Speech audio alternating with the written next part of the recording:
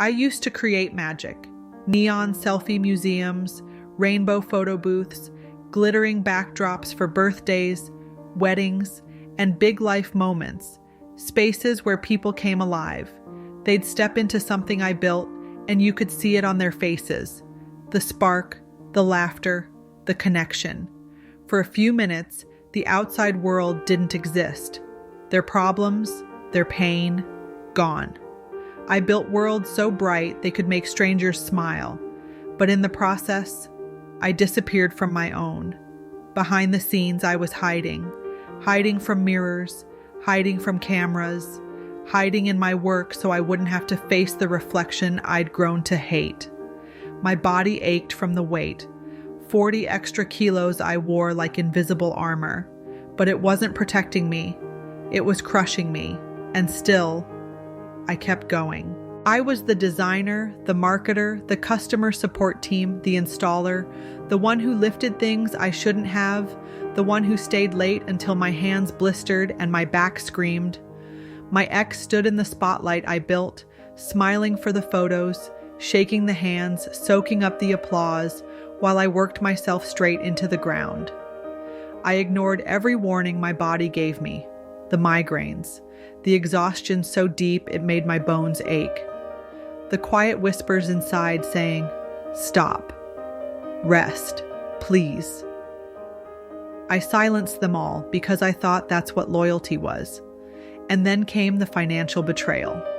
The day I found out the salaries I thought were mine weren't.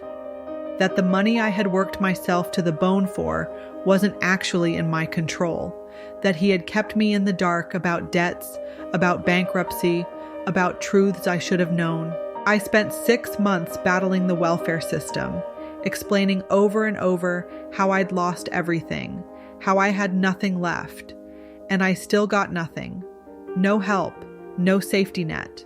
And yet, even then, even with the ground collapsing under me, I thought, we can rebuild this. Together.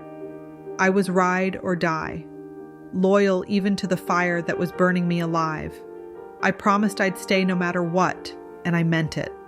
But instead of standing with me, he weaponized my pain. He recorded me during my worst breakdown, in my most fragile, human, unguarded state.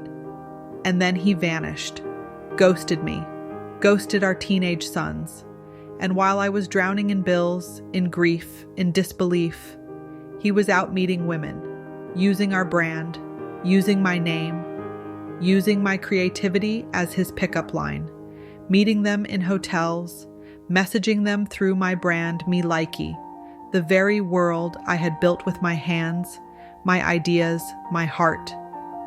I can't describe what that level of betrayal feels like. It's not just heartbreak. It's a fracture in the fabric of who you thought you were and who you thought they were. That was the day something inside me shifted. I decided, if I'm going to rebuild, it will be with reclaiming my own name, Me Likey, my art, my selfie, and I will never, ever disappear like that again.